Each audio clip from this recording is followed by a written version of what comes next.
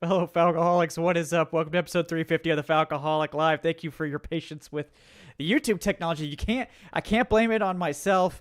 Definitely, Adnan had nothing to do with it. I think the internet hamsters tried to unionize, and YouTube had to quash that pretty quickly. They're very efficient. I think they were able to take care of that. The internet hamsters are working again, and the show is back up on the air. I'm Kevin Knight. He's Adnan Ikic. We're here on the Falcoholic Live presented by FanDuel to talk to you guys, of course, about the Atlanta Falcons' big win over the Bills, but also a pending matchup, second straight primetime game here for the Falcons to potentially go up to 4-2. Which after an 0-30 loss to the Carolina Panthers in Week 3, I don't think anyone would have believed this team could be staring at 4-2 with a chance to become one of the leading teams in the NFC. But here we are, Adnan. It's incredible how much September can be a liar sometimes.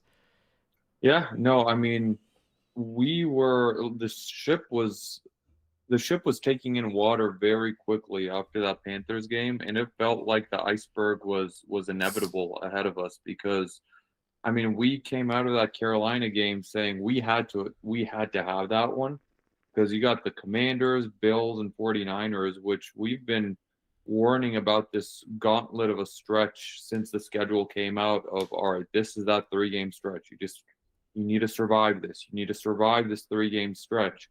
And not only are the Falcons surviving it, but they're dominating it right now. They went over there. I mean, fair is fair. Jaden Daniels and Terry McLaurin didn't play for the Commanders, but nobody's asking. Like nobody cares. The Falcons got the win in the record column in that one, and then they absolutely brutalized the Buffalo Bills in a game that was much more lopsided than the final score indicates. Like the Falcons should have won that game by 20 points the way that they played. And now you have the San Francisco 49ers next week, or this week, excuse me, which is not a not light competition by any means, not a light opponent at all. We all know all about Kyle Shanahan. He is a great head coach, one of the best offensive minds of this generation, and he has that 49ers team that's being held together by duct tape at 4-2 and atop the NFC West right now.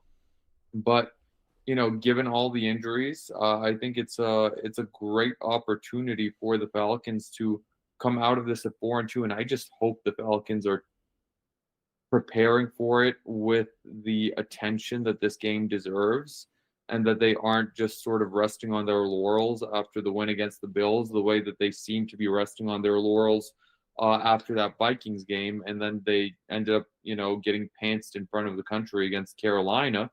So now this will be a Sunday night football game, and I'm hoping that they sort of learn from that mistake and that some more consistency will be there than what we've seen from earlier this season and from what we've seen from the Falcons of the past.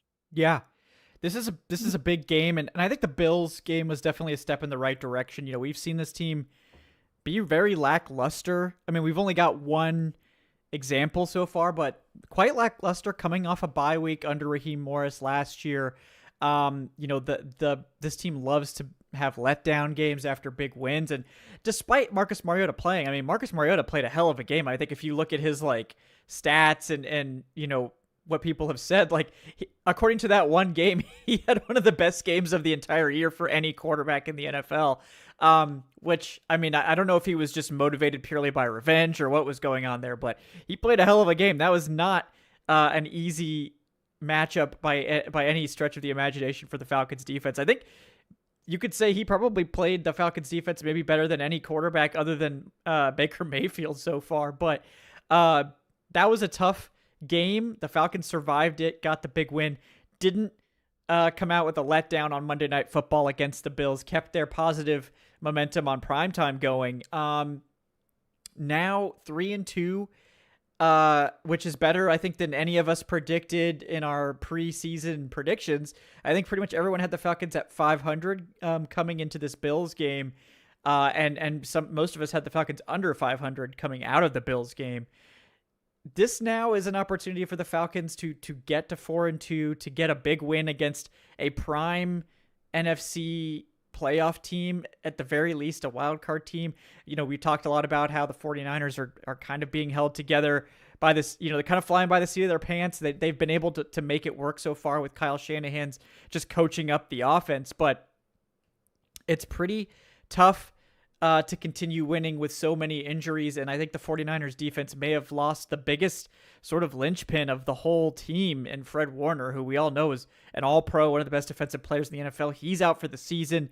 It might be the straw that breaks the camel's back, but we'll see. This is definitely going to be a tough game. The Falcons typically don't fare well out in San Francisco when they have to go play there. So it's a big concern, and it's a big game for this team. 49ers, despite all the injuries, are 4-2. I believe Atlanta right now, per FanDuel, is still this has actually moved in Atlanta's favor since this afternoon. Falcons are now 1.5-point underdogs to the 49ers. I spoke with a 49ers guest, Rob Guerrera of the 49ers Gold Standard Network, who's a friend of mine from SB Nation, from the SB Nation podcast days. And he thinks that is like, he is not, spoiler alert for the game preview, which you guys should check out. We got into a lot of good stuff with the 49ers. He's thinking that should not be the case. Like, this should be flipped. He thinks this is a really tough matchup for the 49ers.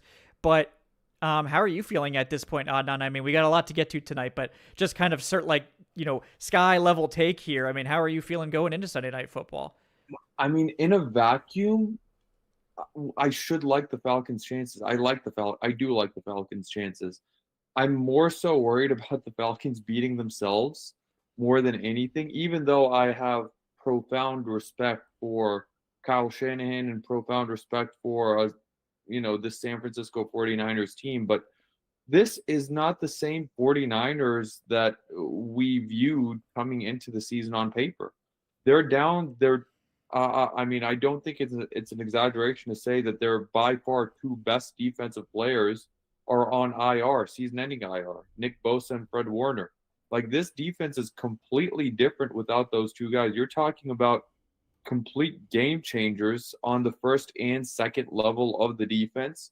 And then beyond that, you have, on offense, Brock Purdy, I guess, practiced today, but I'm assuming that they're going to take it very easy with Purdy. I would guess right now, it being Wednesday, that we'll probably see Mac Jones this Sunday, just because they tried to force Brock Purdy in there a couple of weeks ago, and he aggravated that turf toe injury. So I'm assuming that, I mean, first of all, I don't know what the hell the 49ers medical staff is doing. But second of all, I'm assuming as a result, they're going to proceed with a lot of caution moving forward. Jawan Jennings said to the media that he's playing with 5 broken ribs. Yeah. Ricky Pearsall is a big maybe. He missed the last couple of games. Brandon Ayuk still isn't back. George Kittle looks like he's going to be activated off IR. That's still a maybe, but even if he comes back, it's his first game back from an injury which cost him 4 weeks at least. So we don't know if he's going to be at 500. Like, looking at just the rosters, I would be hard pressed to say that the Falcons shouldn't be the favorites in this game, even in a road game over in Santa Clara. But at the end of the day, the 49ers do have great coaching. Robert Saleh on the defensive side. We know that Saleh is one of the best defensive coordinators in the league, even going back before his time with the Jets. We know all about Kyle Shanahan, so that's a very, very well-coached team. But the Falcons should come out of this at 4-2, but it's going to be up to them to take this seriously and to give this game the attention that it deserves, and to not sort of lay an egg, because it just feels like it's in the Falcons' DNA to just have a letdown after a huge win. I'm just conditioned to believe that that's just going to be the case up until it's not, and it would be a damn shame. It would be a damn shame. I know it's the Niners, and I know that they're a good football team, but given the circumstances, it would be a big, big missed opportunity for this team not to come out of Sunday Night Football at 4-2. I agree. I think, given what we know, given the circumstances. It is a tough place to go play. This is a road game that does factor into this in a major way. It's important to keep that in mind. The Falcons aren't exactly healthy either. We're gonna get to the injury report here in just a second, guys. But this is a big opportunity, one that they can't really afford to pass up. I don't think this is you're not going to get a better shot at this 49ers team than you will right now, I think. And, you mentioned a lot of the reasons why. So we'll get into that right now. Real quick, couple donations here. We got Love Dogs Avery with the 2. We sacrificed the Braves for this. I hope the Falcons got to make it worth it. Avery, they got to make it worth it. So it was a very rough Braves season, and the thing about sacrificing a full Braves season, that's 162 games. That's a lot of games to sacrifice. So I'm hoping that sacrifice is going to be enough to propel both the Falcons and Hawks into great heights this season. Yeah, I agree. So we'll hope that the sacrifice works, because otherwise it would be for nothing, right? So we got Corey with the $2. What's up, Corey? Says I think this makes up for the Panthers loss. I thought we'd be 1-4 through 5 after that. So I'm happy, but I'm not trusting. Yeah, I mean, I wouldn't trust this Falcons team yet either. I'll trust this Falcons team when they make the playoffs, and then they'll have earned my trust. Until then, they got to earn it every single week. I've been fooled too many times to fall for even a good encouraging start like what we have right now. And then we got Alex Foster with the 5 saying, I'm nervous about facing Mac Jones. What universe is this? He's been playing great. I mean, this is just more proof that Kyle Shanahan could turn any quarterback into a competent-looking starter as long as he's coaching them.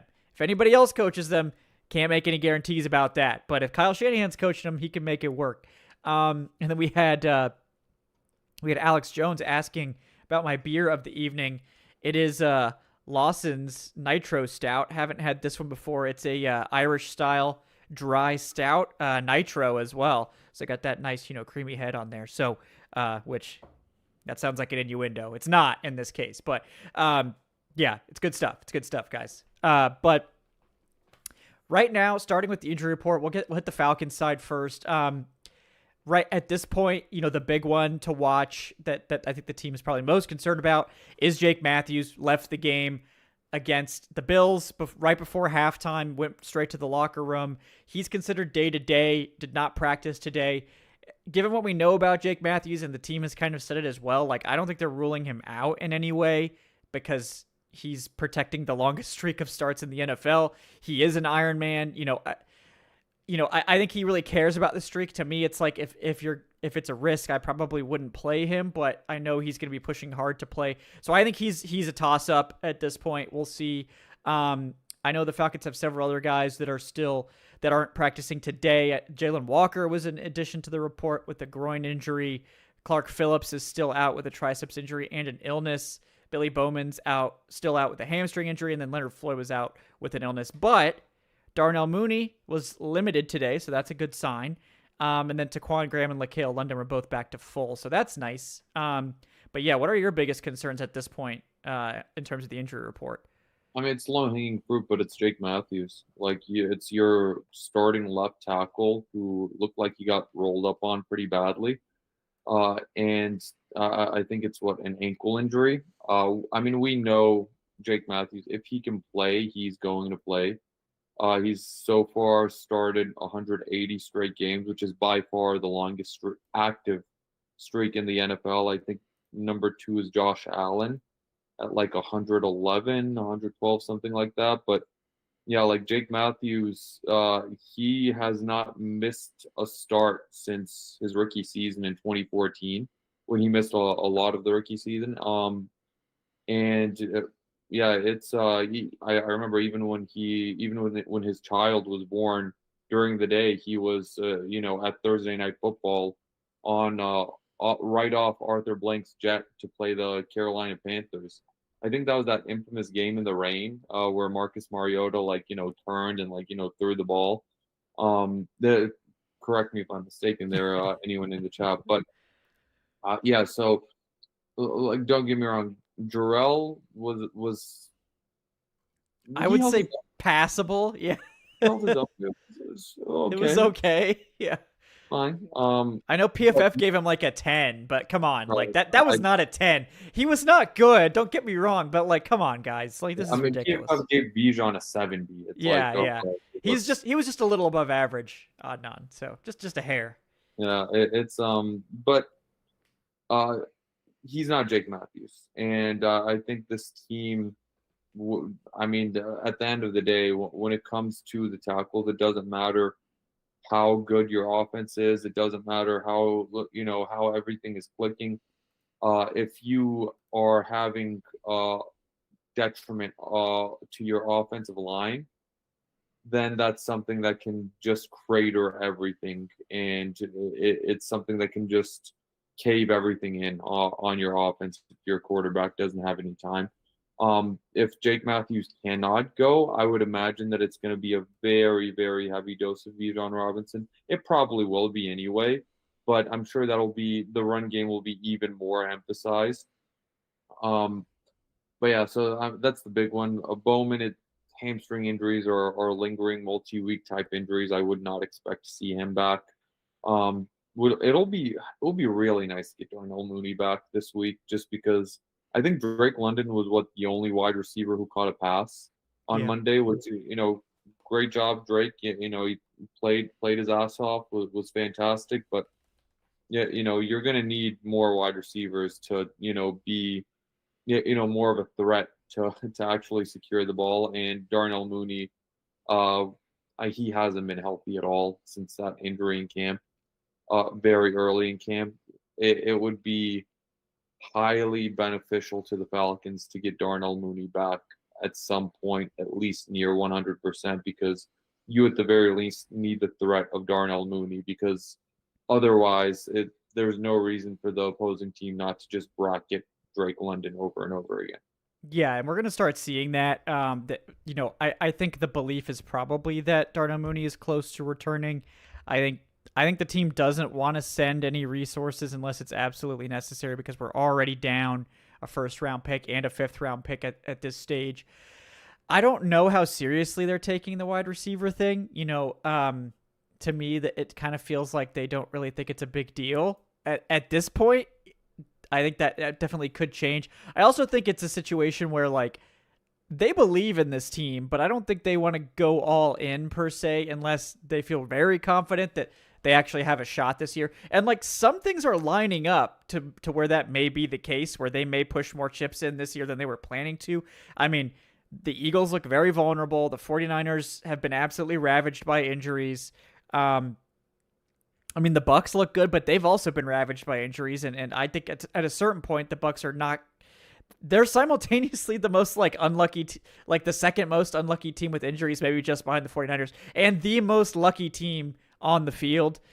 Sooner or later, it's not going to last. I'm not saying they're a bad football team, even with like average luck, but I know people have, it just blows my mind. People like get on Michael Penix for almost throwing some picks. Watch one Baker Mayfield game and see what he gets away with. Like he's talked about as the MVP. He almost throws like 2 or 3 interceptions every single game. Like it's just a thing that happens, guys. If you've got an aggressive quarterback, he's gonna throw the ball. And also, Zach Robinson, please don't ask Michael Penix to throw a slant when we're trying to burn clock at the end of a game. Okay, please don't make him make that decision. Don't make him throw that football. Don't do it. Okay, but yeah, I do think we'll see. I think if they win this week, it definitely opens the door for maybe some more aggressive moves where they maybe try to get someone.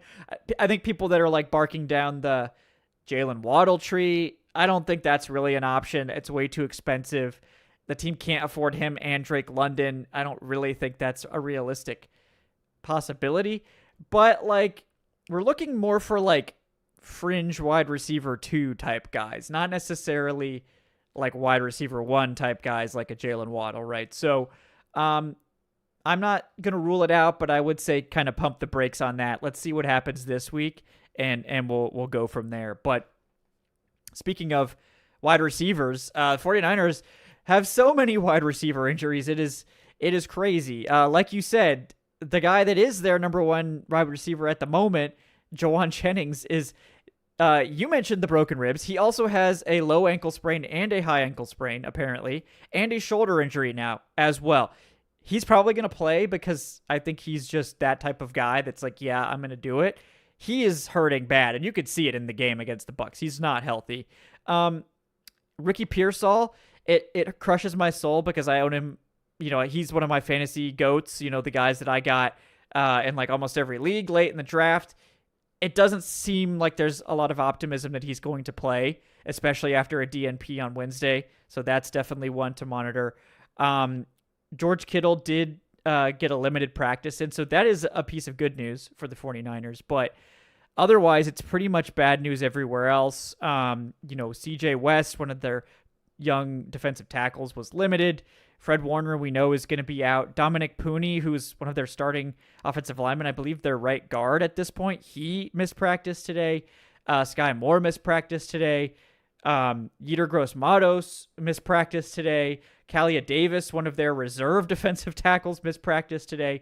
Kevin Givens was limited, who's another one of their defensive tackles. Ronaldo Green was limited. Like, there's so many guys. And, like, Mac Jones, who would be playing for Brock Purdy, is also hurt. Apparently, he could not throw a football until Friday of last week, and he had to get a pain-relieving injection in order to be able to even do that. So this team is banged up, to say the least. Yeah, at this point, might as well just name who did have a full practice.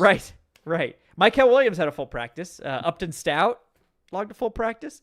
But yeah, this is a rough spot. There's no doubt about it. There's a couple guys obviously that had rest days, so you're not really concerned about that. But these 49ers are absolutely ravaged at this point, Adnan. And Kyle Shanahan's coached pretty well, but you kind of feel like sooner or later that luck might run out, and this week could be the week. I mean, last week against the Bucks, they also couldn't really keep up at a certain point. So, yeah, I mean, look, coaching is great. Coaching will sort of raise your floor a little bit, but at the end of the day, the players on the field are the ones making plays on the field, and if you're running out of horses as quickly as the 49ers are running out of horses, it just feels like it's inevitable that they're just going to run out of steam eventually.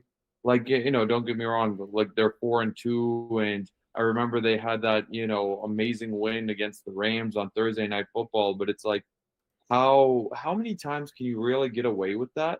With like Kendrick Bourne, having what was a career game for him. Like, is he really going to keep doing that? Is Mac Jones really going to keep playing like this? And I mean, don't get me wrong, I know. Look, I'm a very well-known hater of certain quarterbacks on this program, but I feel like with like some quarterbacks, it's like we have a large enough sample size to where it's like, okay, who they are, and it kind of feels like a Linsanity type run with some quarterbacks where they'll put together a 2 or 3 week stretch where they play out of their minds, and then you just know that they're going to fall back to earth. Linsanity, being the popular term for those that don't follow the NBA. Jeremy Lin, I think it was like 10 years ago, 11 years ago, had that insane run with the Knicks where he just like was out of his mind for like a month.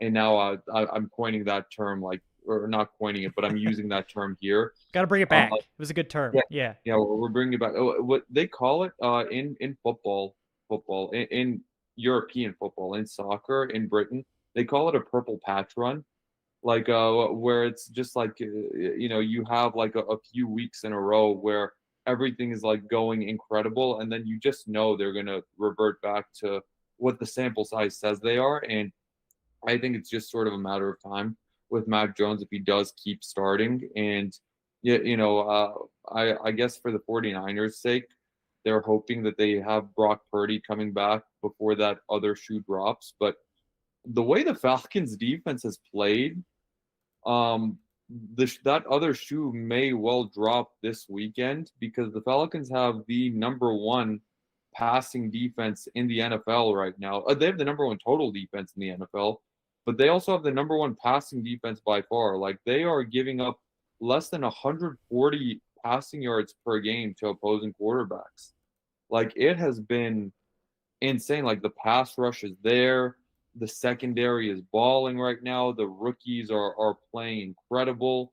The linebackers are doing their thing. Divine Diablo and Caden Ellis have been, probably one of the most underrated linebacker duos when it comes to the national media. As far as the national media is concerned, we know that they've been great, but they're not really getting talked about that much nationally. But they will be if they keep playing like this. So I'm of the belief that if this defense can do what they did to Josh Allen, they can absolutely do it to Mac Jones as well.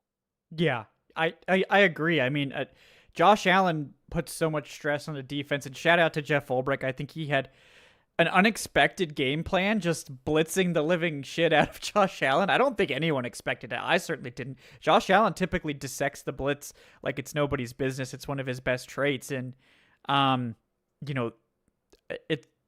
I think the Falcons like kind of just flummoxed the Bills. They're like, wait, are they serious? Like, okay, and then they just kept coming. Like it was like, yeah, we're can you really, how good are you against the blitz? Like, have you, maybe you haven't seen this much blitzing since 2021. It's been a while. Are you still that good against it? Let's find out. And great game plan. I think this was definitely like the game that we found out that this Falcons defense is legit, and they've got another big test here against the 49ers, who, even if they're not at full strength, Kyle Shanahan's going to test your coaching, your discipline. He's going to find the gaps. He's going to find the ways to attack you. But this is the first time in a long time where I feel pretty good about the Falcons' defense's ability to keep them in check, to be able to match up with Kyle Shanahan. We know Jeff Ulbrich in particular has a lot of experience with Kyle Shanahan.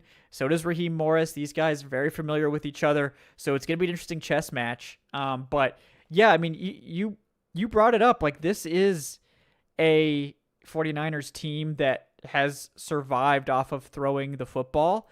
And that may not be a viable strategy against a Falcons defense that, like you said, less than 140 games allowed through the air.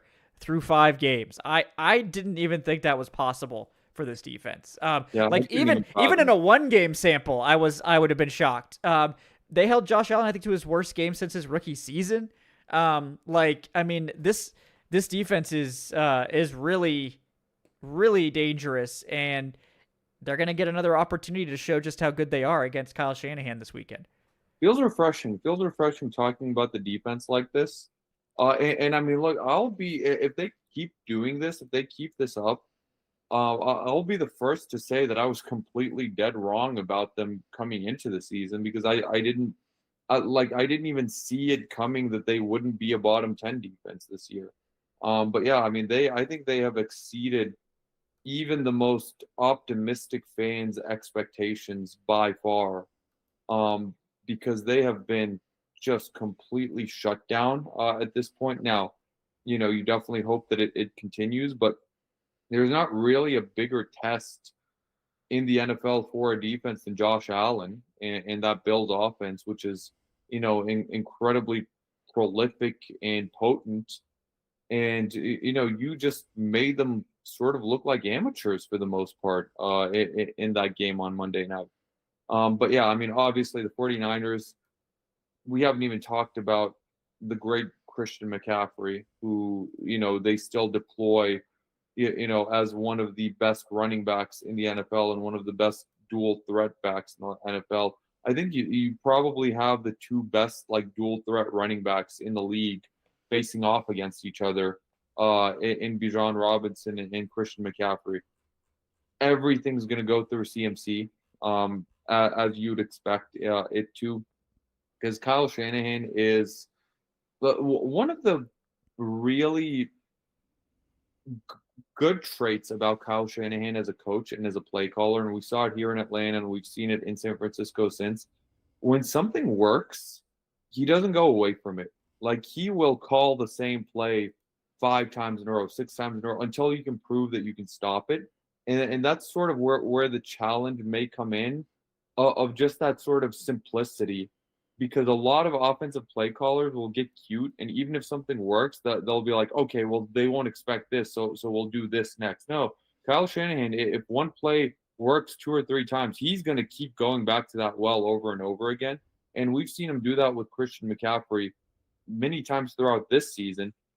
So it's going to be, I mean, I know it's not really profound analysis here, but it's going to be very, very paramount for the Falcons to really lock in on Christian McCaffrey. And I'm not even saying like completely shut him down, because I don't think that that's a very easy thing to do for any defense. But if you can slow him down, and if you can sort of force Mac Jones to, to try and beat you without the aid of Christian McCaffrey, at his absolute best, because you're locking in on him, then I think you're giving yourself a really high chance of sort of exposing Mac Jones in this game.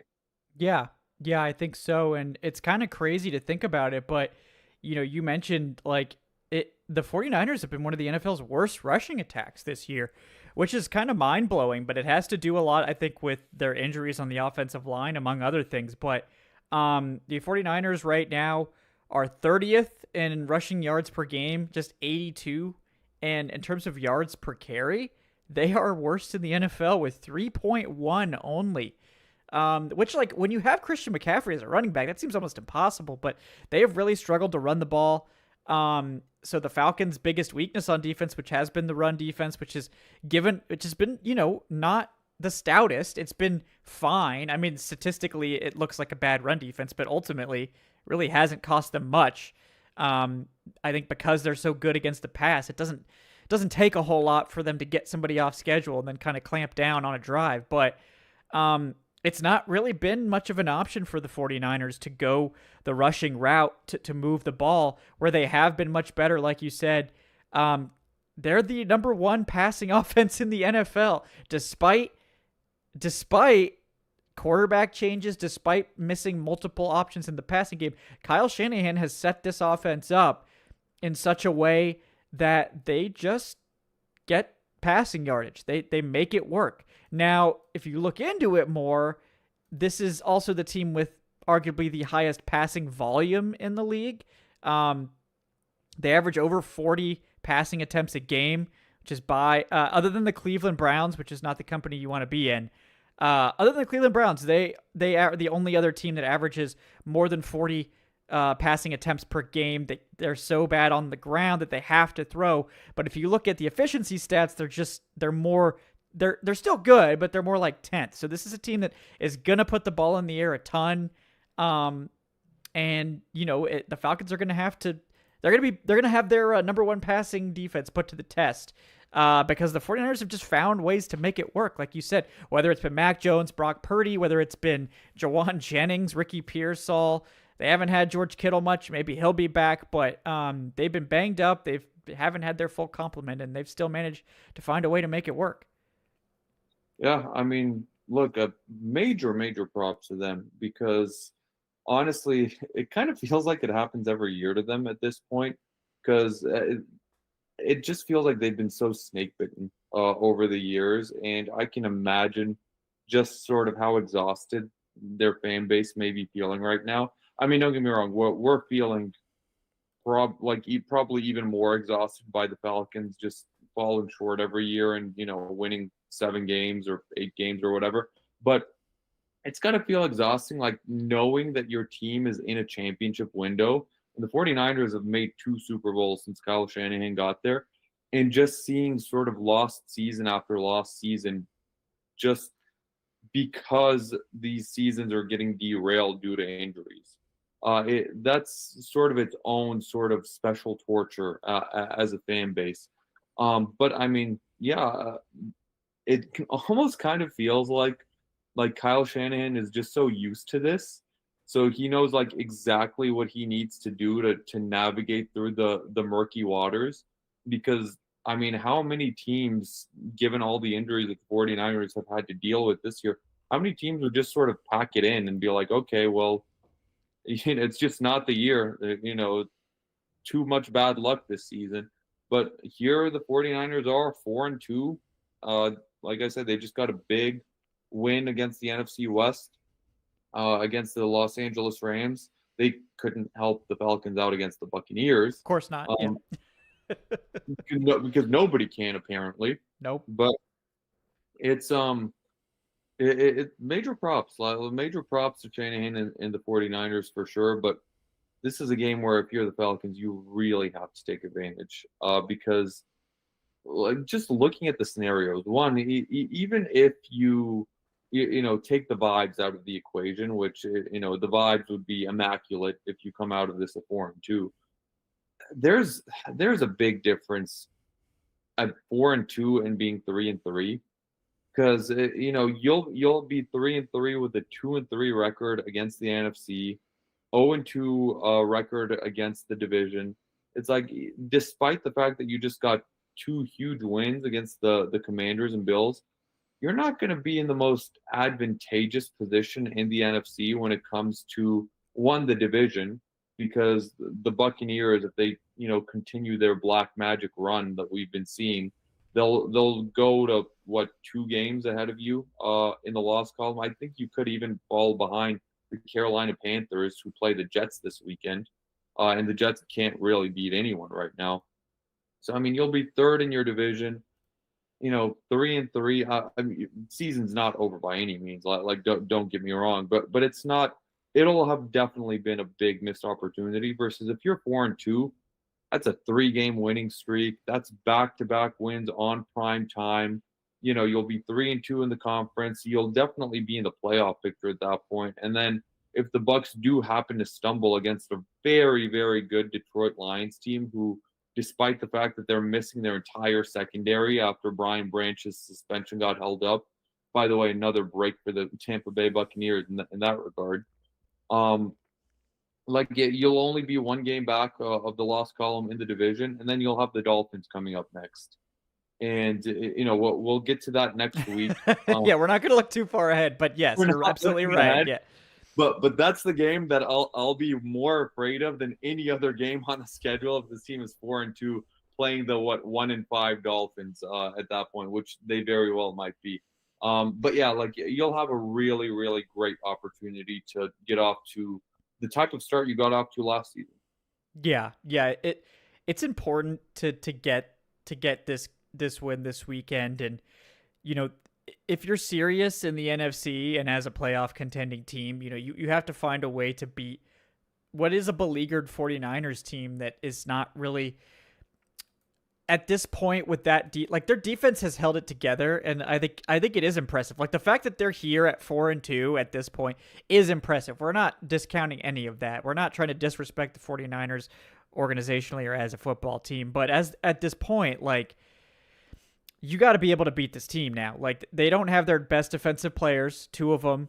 And at this stage, I mean, this is a team that you just have to find a way to move the ball against, and even on the road, take care of. Now I'm not predicting some big win. I think it's going to be hard to beat this 49ers team by double digits, no matter who you are, just because Kyle Shanahan's too good as a coach. The passing game is too good. They'll be able to close it late if they need to, but I think the defense, which has also been a factor for them, I think in terms of scoring, this 49ers team is still pretty solid. They're 15th, so they're not terrible defensively, about average in most statistics at this point. This is a team that you have to be able to go move the ball against, go put up, 24, 27 points, something like that. I think this could be a situation now where there is a point where you lose too much, where there is a point where the dam breaks, and I think Fred Warner is probably that point. I just don't know how you could survive the loss of a player like that. I don't think they have any other legitimate linebackers in that room, and it's up to the Falcons to take that message home. The 49ers offense, no matter what the injuries look like, they're going to be formidable. They're going to give you hell. So you just need to go score. You need to go keep the ball. You need to do what you did to the Bills. Don't let them have an opportunity to do so. Take advantage of turnovers. Look, both Mac Jones and Brock Purdy, whoever plays, is going to be hurting. They're going to be hobbled. So this is an opportunity for this Falcons pass rush to get something done. And I think this is an opportunity for a big statement, right? Like, last week was the coming out party. I think after the Commanders game, people kind of got interested in this Falcons team again. They're like, okay, yes, you got a 0-30 egg laid, right? At the Panthers in week 3, but week 4, you come out, you beat a Commanders team that gives you everything they've got with Marcus Mariota, very well coached team as well, and then you go in prime time and beat a team that a lot of people thought and was maybe the number 2 or number 3 team in most power rankings this week in the Buffalo Bills. So this time against the 49ers, yes, they're not at full strength, but if you want to be taken seriously, you're never going to get a better opportunity than you will right now. Back-to-back primetime games against 2 of the teams that have 2 of the best records in the NFL, regardless of the context or anything else going on. You got to go get these wins, and then you're in the driver's seat. 4-2, everything's ahead of you. It's totally up to you what happens from then on. And I think, going into the season, we were looking at this stretch and being like, how many games under 500 are we going to be going into the softer part of the middle, schedule? Now it might be, well, can we start actually stacking up some dubs and really padding out a winning record as we go into, this middle section? Because the thing is that soft part of the middle schedule isn't looking so soft anymore. Yeah, the Colts, yeah. The Colts right now look like one of the best teams in the AFC. Like they figured something out with Jonathan Taylor over there and Daniel Jones, who's just had a renaissance. He's had a resurgence, and then you have the Patriots right before that. And I mean, yeah, Drake May's the real deal. Like he's absolutely balling right now. So yeah, like now it's sort of become like okay, you want to give yourself some room for error in case you do sort of stumble in those games. And that's definitely this game. Like there's blood in the water over there at the Bay in San Francisco. You have got to, good football teams take advantage of this. I mean, we saw the Buccaneers took advantage of this last week. If that's the team that you hope to chase down, you have to also take advantage. You have to sort of, match their serve. Like, you have to hit you're putting right now for par because the Tampa Bay Buccaneers just, got their win. You cannot bogey this right now. For a golf reference, right after the tennis reference that I made, because I'm all over the place right now. But that game, and then the Dolphins game afterwards is just like, okay, you cannot lose to the damn Miami Dolphins. No, you can't lose to the Dolphins. That is not acceptable. Dolphins and Jets. If you lose either of those games, we're gonna have words. We're gonna have some words here. With the Panthers, at least it's like it's a division game. Those can be weird. It happens. I mean, obviously 0-30 is inexcusable no matter how you slice it, but at least it's a division game, and these two teams, they play each other tight typically, even when one sucks and the other. I mean, look at the another example of this happening, right? Like back in 2015, where the Falcons upset an undefeated Panthers team that looked like they were just going to march over everyone and possibly go into the Super Bowl undefeated. Like, I mean, it happens. Like these division games are weird. So, but yeah, like you said, like the Bucs handily, like it was tight for a little bit, but the Bucs just outlasted this 49ers team. They just don't have the depth, I think. The Bucs defense is not really special in the slightest. I mean, I think they're 24th in scoring, 25 points a game. They're below average in yardage. They are a good run defense, but I mean, in terms of the passing game, they're not very good. And obviously, the 49ers took advantage, but even that wasn't enough. The Bucs offense was able to get it done, and it is a very good Bucs offense. We know that, one of the best in the league. But the Falcons have to take care of business, and this is a great opportunity to, I think, cement themselves as like one of those teams in the NFC where, only what I mean, quite a few. There actually are a fair number of like 4-win teams right now in the NFC. It's kind of a top-heavy conference at the moment, but this conference is wide open as a result. I think the Eagles have shown how vulnerable they are. Falcons have already beaten the Commanders. The Packers don't look anywhere near as dangerous as they once did. The Lions are good. We know that. The Bucs seem like they're going to be the team of destiny this year, so that's going to be hard to knock them down. The Rams are good. The Seahawks are good. The 49ers have been good. Can they keep it up? Who knows? But the Falcons can insert themselves into that conversation by taking down the 49ers this week. So yeah, because it's what comes after that too. Like you're 4-2, you have the the Dolphins, where nothing is going right down in Miami. The only team they've been able to beat is the Jets so far. And then I'm looking at, obviously I'm looking at, but at 5-2, like that middle part, again, that middle part of the schedule doesn't look as easy as it did coming into the season. We mentioned the Colts and the New England Patriots, where both of those are going to be, you know, on the road, like one of them in over in Germany. And then, right after having to come back from Germany, you're facing that Panthers team that did just shut you out. They'll be brimming with confidence. Then you go to New Orleans, and I know that sounds very easy, but that's going to be the Saints Super Bowl. Like that team, just like it was last season. You saw how that team got up for that game to sort of ruin it for the Falcons. They're going to do the exact same thing again this year. Then you get a reprieve with the Jets, and you get the Seahawks, who, like you said, they're a good team this year. Jackson Smith and Jigba is inserting himself as one of those elite wide receivers. He's inserting himself into that conversation. And then you get Tampa Bay over in Tampa on Thursday Night Football. So that schedule, which looked like, all right, win, win, win, win, win. Now it's like, okay, like it's gonna be tricky. I'm not saying it's impossible. I'm not saying, oh, we're waving the white flag, this is terrible. Like, I'm not even saying that there aren't worse schedules that other teams are facing in the NFL. But the schedule after that Dolphins game, it's not going to be as black and white and as simplistic as we sort of envisioned it being on paper before the season started. So it's more important than ever for you to take advantage of these next two games and to be at 5-2 going into that stretch I just mentioned.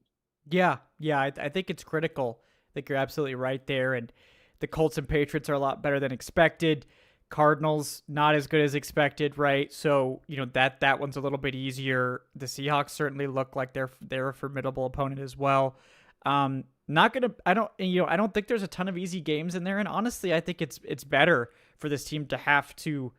I think they play better when the stakes are higher. Like, I feel better about them going up against the 49ers and Patriots and Colts with those teams actually being good teams than I do about them going up against those teams if they were like more speed bump type opponents. The Falcons tend to underperform against those tough, those sort of opponents that they seem like they don't take seriously. So it might be a good thing for this Falcons team that the schedule looks harder, because they seem to play up to where their opponent is. And this is obviously an opportunity for them to do that. So I hope that they can get a big win this week, and then we could talk about having a little bit of a cushion going into not a too terrible Miami Dolphins game, but after that, that stretch isn't as easy as it initially appeared. So we got Zoe Montgomery with a 2. Thank you, Zoe, saying, hear me out, Kirk and a 3rd for Jalen Waddle. I don't know why the Dolphins would want Kirk Cousins. That's the problem I have with this trade. Like, I mean, if you could find someone that does want Kirk Cousins, like, I would put a little spin on this, right? We could do Kirk and a 3rd for Jordan Addison with the Vikings, right? Like, say JJ McCarthy comes back this week and looks terrible, right? Like, we know Carson Wentz is not the answer. My agenda would be thriving. Adnan's just preying on his demise right now. But it's if JJ were to come out and look terrible, the Vikings might be like, all right, this is our last shot. We got to get a functional quarterback in here. I think we probably couldn't get a 3rd and Jordan Addison, but maybe we could get like a 5th and Jordan Addison or something. That would be a conversation I would be willing to have, but I don't know if they would really want to do that. I would drive Kirk Cousins to the airport if we're getting Jordan Addison out of it. I mean, would you do Kirk for Jordan Addison straight up? Yeah, okay. Absolutely. Okay. Look, I would, because Kirk Cousins, I'm still looking at that $10 million cap hit for next season as well. Like, I think it's in this team's best interest to field those calls for Kirk Cousins. And yeah, I mean, I obviously, like, I think Jordan Addison is one of the best young number 2 wide receivers in the league, and I mean that would clearly fix the team's wide receiver room as well. Yeah, Yeah, so I don't think the Vikings would do that, but like if they would, like I would be open to having that conversation. That's for sure. And then we got Corey with the 2. Thanks again, Corey, saying with more teams running a 4-2-5, you want to be the team that's great at running the ball. Yes, the Falcons have accomplished that, no doubt about that. I've been really impressed with this Falcons team's ability to run the football this year. No doubt about that. The great mitigator to that too high safety look that teams are employing against all these young quarterbacks. Because if you keep running the ball, then that too high safety look cannot be used against Michael Penix. Because I mean, you can use it, but then Bijan's just gonna run all over you at that point. Yeah, Falcons number 1 in rushing offense, 756 yards through 5 games. They're closing in on 1,000 yards rushing, with 5 games under their belt. That is some incredible stuff. That I think speaks to the type of season that Bijan's having here, and just really impressive. I also saw a stat that Bijan's currently outpacing Chris Johnson's legendary season in terms of yardage.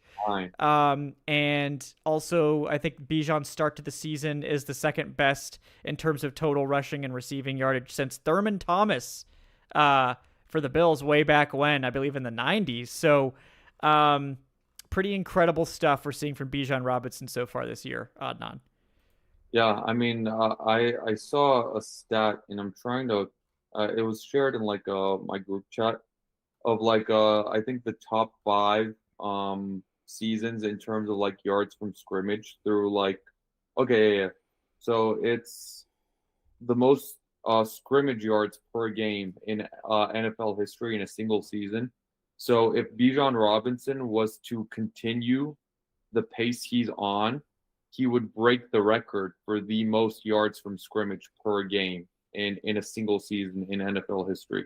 Right now, the owner of that record is Priest Holmes from 2000. And I mean, here's the names on this list from 5 to 1. It's Marshall Faulk, Chris Johnson, 2009, during that season you referenced, Le'Veon Bell, O.J. Simpson, and Priest Holmes. And, Bijan Robinson right now is in absolutely he's in company that's beyond this stratosphere right now. Yeah, incredible stuff. And I know a lot of people are worried about the Falcons receiving core, and it's like I think they're less worried because Bijan is essentially joined the receiving core. Like I think they want to get blockers out there for him, and I agree. Like they need Darnell Mooney back. They could really use that dynamic presence opposite Drake London, to at least someone to stretch the field and not just rely on Kyle Pitts to do it. They're asking Kyle Pitts to block a lot, which he's actually been doing a good job of. It's just like if you're going to run 2 tight ends and do a lot more blocking and force teams to play more base against you, you can't exactly ask Kyle Pitts to run those clear outs and stretch the field. So you need Mooney at least to be able to run the clear outs for you. Somebody dynamic, somebody fast to threaten. And maybe we'll get him back this week. That would be huge. And I think that's really the missing piece right now is they just need that deep threat to complement what they get from Drake London and everybody else here. But so far they've made it work. Again, like there's been a lot of like discourse about Michael Penix and like, is he good enough? Is he showing enough? Is he a franchise quarterback? If your answer is anything other than I don't know about the question, Michael Penix a franchise quarterback, then you don't know what, like you're guessing, right? No, you can't know. I don't think you can know about any of these guys. I think you can feel pretty confident about like Drake May, for example. He's played more games. I think he's looked the best of all these year 1 or 2 quarterbacks. But other than Drake May, which even that is not a sure thing. We've seen guys, CJ Stroud's a perfect example, have a great season, elite season, and fall off to where you're now questioning things. Other than Drake May, like I don't think we really know about any of these guys. I mean, I think Penix has been fine. I think he's done about what I've expected so far. Hasn't surpassed expectations. Hasn't really failed to meet my personal expectations. Where are you right now, sort of on the Michael Penix and young quarterback discourse?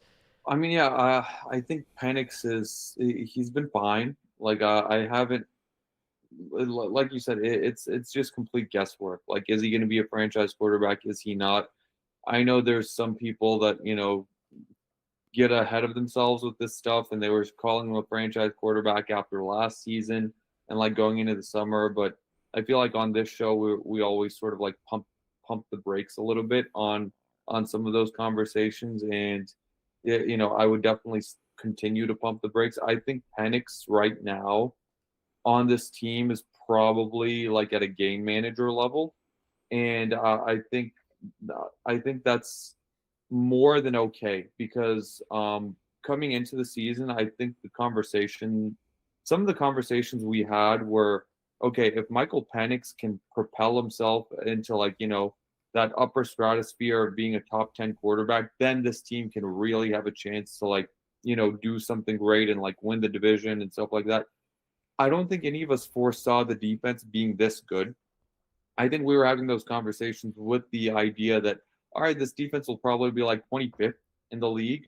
But if this defense is number one, and it doesn't even have to stay number one, if this defense stays top 10, then I don't think you need anything more from Michael Penix than, a game manager level play, because you'll have the top 10 defense and you'll have the offensive player of the year in your backfield and Bijan Robinson carrying your offense.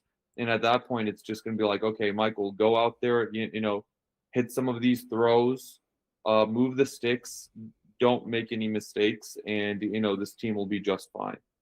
Yeah, I think that's all they're asking him to do now, and I think this is I think this is a good thing for his development. Like the fact that teams are kind of taking away the deep ball, and the Falcons don't really have the personnel right now to push the deep ball.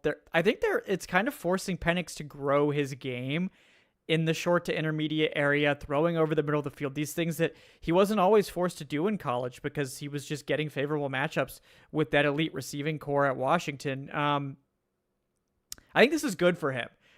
It may not always be pretty, and it'll probably result in some questionable games at times, but I think this is ultimately a good thing for his development, and I'm hoping that we're going to look back, at the end of this season and see a more well-rounded Michael Penix. I don't think I think it's just kind of a shame that we saw some great games, obviously, from him at the end of the year where he could just kind of unleash hell on defenses and really uncork with a healthy receiving core and a healthy offensive line that was playing great football. It's a little bit different this year. We're working with reserve tackles. We don't have our fully healthy receiving core. And the Falcons have had to adjust to be, I think, a much more run-heavy team in general. And I think ultimately, like I said, I feel good about the long-term trajectory. I don't really see anything about what Penix has done so far that, like, some people kind of are treating him as like a finished product and these things will never get better. Like, I don't really understand that. Like, you're telling me we've watched Sam Darnold and Baker Mayfield and all these guys come back like 5 or 6 years into their career or later and like completely turn around their careers and take another step forward in their development. Like, it's not like people are so impatient with quarterbacks. And it's not just analysts. I mean, it's NFL teams too. Like the desire to just make a decision quickly has really hurt, I think, quarterback play in the NFL because teams aren't willing to invest the time and resources in getting these guys where they need to be. And obviously the pressure is on to win. But I think we've seen a lot of teams probably really regret moving on too quickly. I think obviously Baker Mayfield with the Browns is a perfect example, but even the Jets with Sam Darnold, it also goes to show, situation has a lot to do with it. And I think ultimately the Falcons are a good situation for a young quarterback, despite, some issues from Zach Robinson's scheme at times. There's, you're going to have issues with offensive coordinators frequently. It does happen, but I'm excited to see, Daniel Jones, Southside. Thank you. That's another one. Like, he's in a good situation now. He's had time to develop. And he's now starting to play good football. Like maybe we should be reevaluating the timeline for these guys and stop putting it as a 1 or 2 year showcase. And if you're not elite after 2 years, we're kicking you down the road. So, I think he deserves, like, there's nothing he's done so far. Yeah, the Panthers game was bad, but like, there's nothing he's done so far that's made me concerned about his NFL future. But we just came from the best era for quarterbacks in NFL history. in that, like, 2000s through 2010s, like, stretch with, Rivers, Big Ben, Matt Ryan, Stafford, Rodgers, Breeze, Brady, Peyton.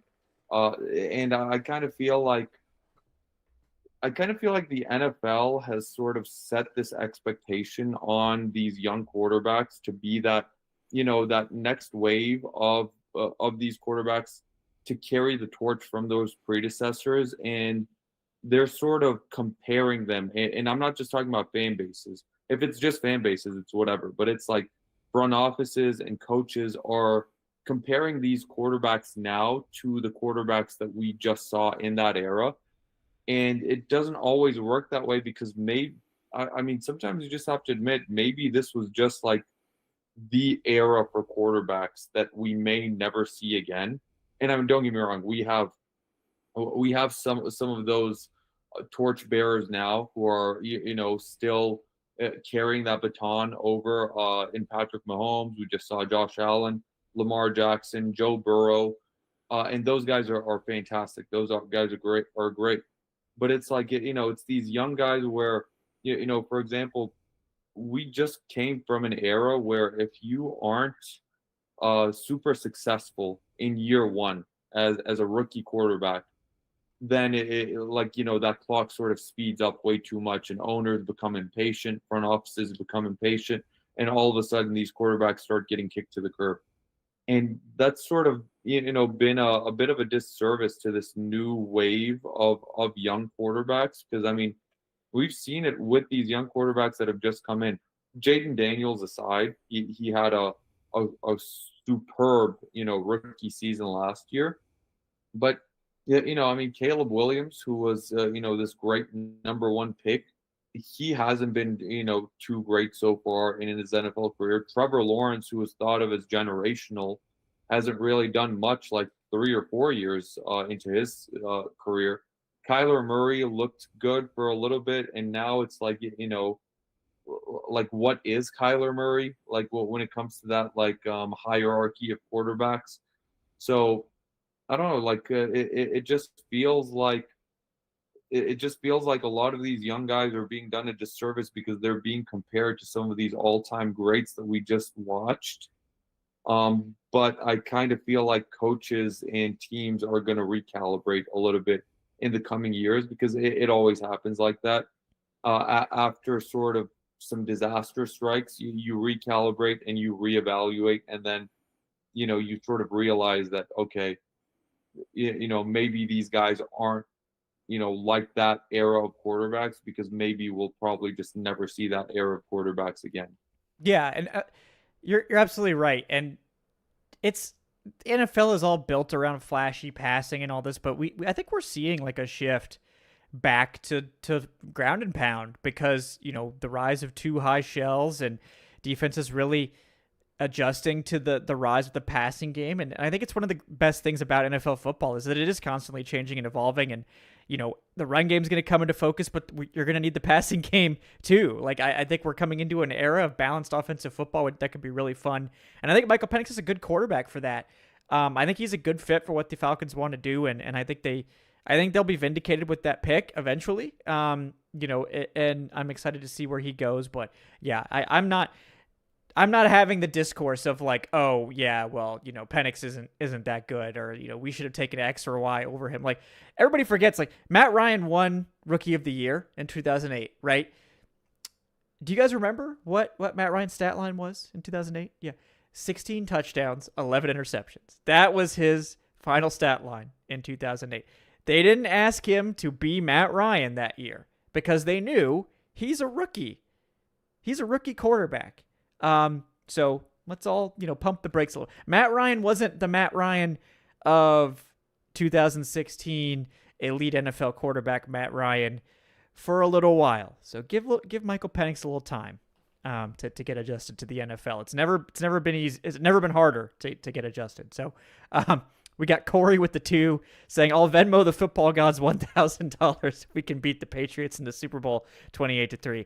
I'll throw in on that one, Corey. I don't know what the football gods Venmo address is, but we can get it from him. And then we got Furball with a good question. With the $5 also. Thank you, Furball. Saying, what about the defense against the run game? Could it be fixed? Yes, I think. I think the Falcons are kind of consciously playing the pass more because they think it's more important. I think the Falcons can probably play the run more specifically if they want to.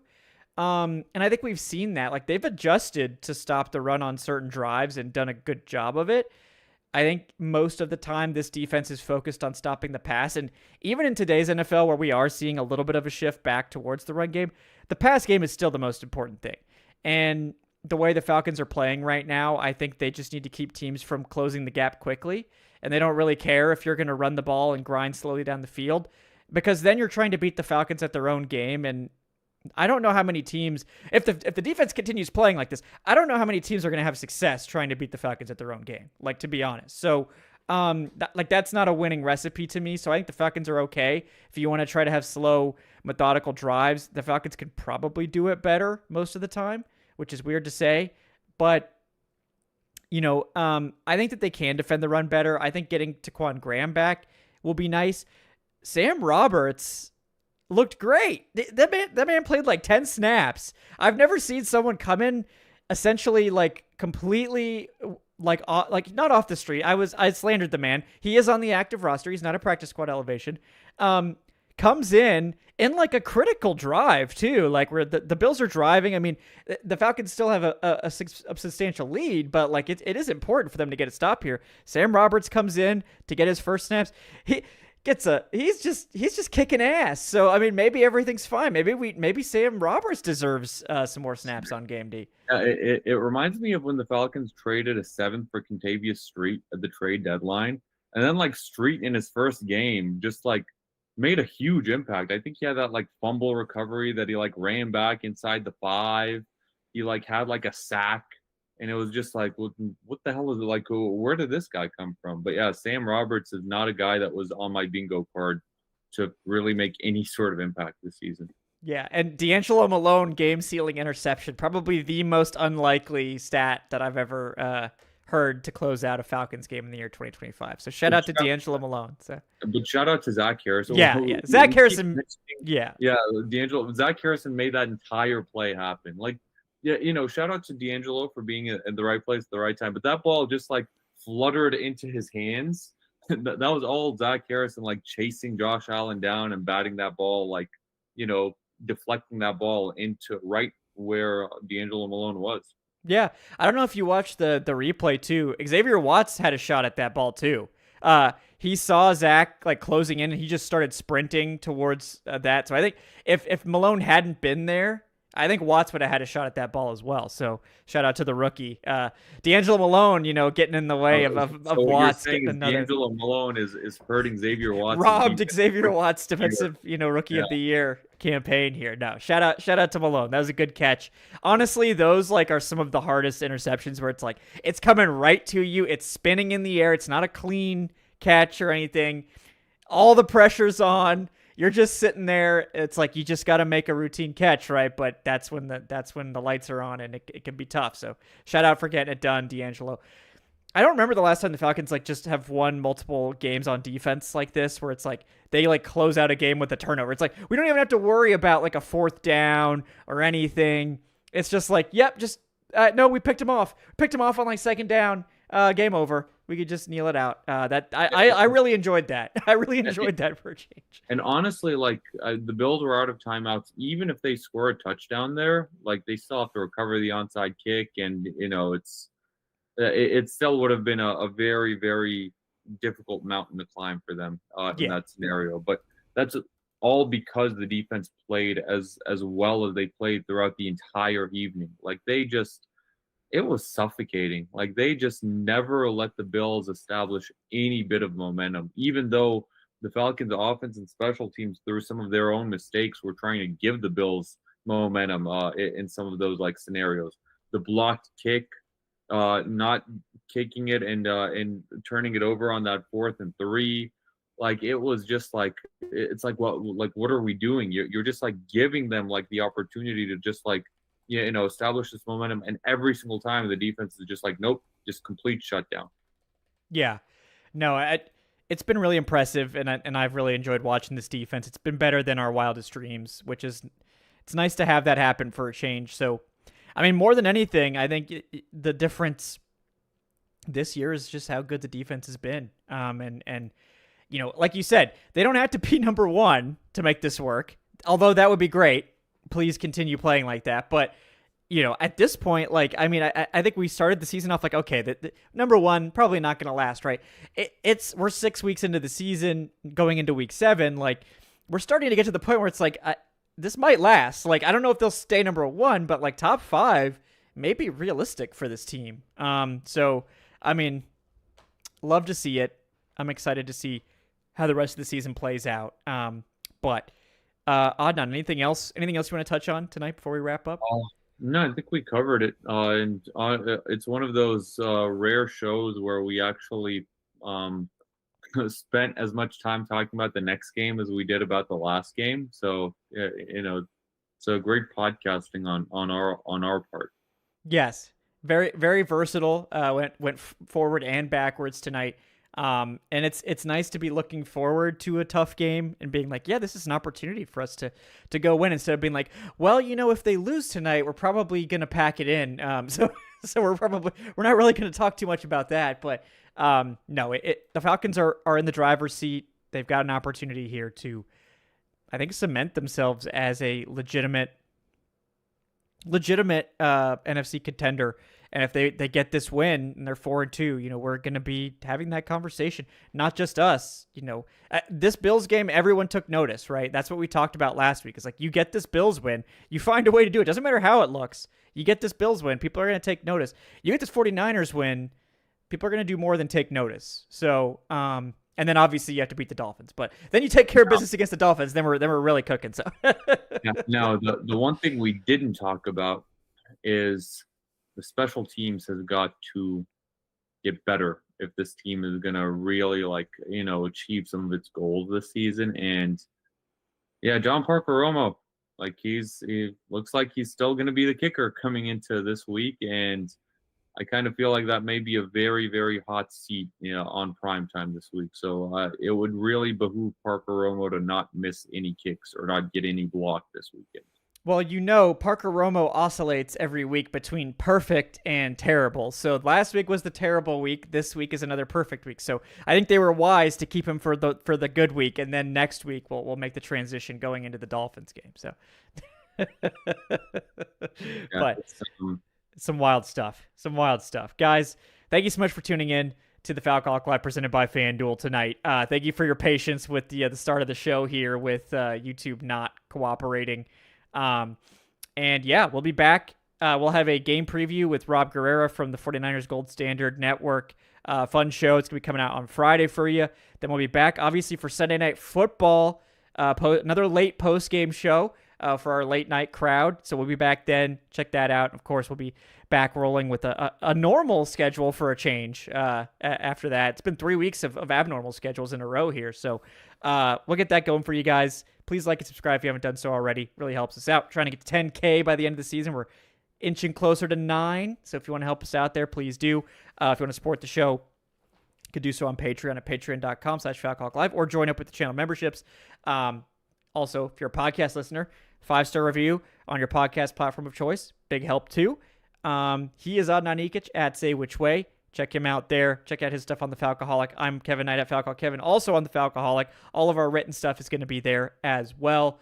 We will be back on Sunday Night Football for our next live program. So until then, guys, thank you so much for joining us here tonight. We will see you next time. Have a great night, folks.